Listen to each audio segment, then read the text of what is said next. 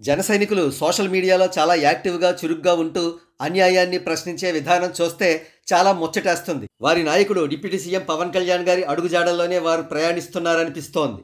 ఇక టాపిక్లోకి వెళ్తే సోషల్ మీడియా జన సైనికులు ఈ వారం టీడీపీపై 2 అద్భుతమైన విజయాలు సాధించారు. మొదటి విజయం విషయానికి వద్దాం. టీడీపీ తెలుగు మహిళా స్టేట్ మీడియా కోఆర్డినేటర్ శ్రీమతి సందిరెడ్డి గాయత్రి గారు G3 అనే పేరుతో సోషల్ మీడియాలో దారుణమైన ట్వీట్స్ వేసేవారు. కన్వర్టెడ్ అని చెప్పబడుతున్న ఈ మహిళ హిందూ మతంపై చాలా నీచమైన కామెంట్స్ చేశారు. అంతేకాకుండా పవన్ కళ్యాణ్ గారిపైన, నరేంద్ర మోడీ గారిపైన అనేకమైన అనుచితమైన కామెంట్స్ చేయడంతో సోషల్ మీడియా జన సైనికుల నుండి తీవ్రమైన నిరసన వ్యక్తమైంది.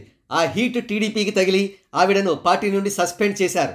ఇక ఈ వారంలో సోషల్ మీడియా జన సైనికులు సాధించిన మరో విజయం తాలూకు ముచ్చట చెప్పుకుందాం. ఇక్కడ కనబడుతున్న అమరావతి పునఃప్రారంభ ఇన్విటేషన్ కార్డు చూడండి. సర్కిల్లో ఉన్న పవన్ కళ్యాణ్ గారి పేరు కూడా చూడండి. అయితే ముందుగా ప్రింట్ అయిన కార్డు ఇది కాదు, ఇది.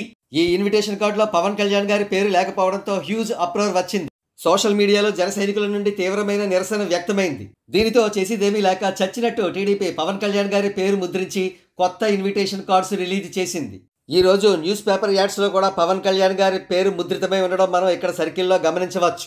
కాకపోతే మోడీ గారు, చంద్రబాబు గారు ఫోటోలు మాత్రమే పెద్దవి ఉంచి పవన్ కళ్యాణ్ గారి చిన్న ఫోటోను ఏదో మూలకు పెట్టడం మాత్రం గర్హనీయం.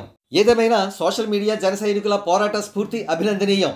ఇదే స్పిరిట్తో వారు 2029లో పొత్తు ఉన్నా లేకపోయినా సరే పవన్ కళ్యాణ్ గారే సీఎంగా చేయాలనే లక్ష్యంతో పని చేయాల్సి ఉంది.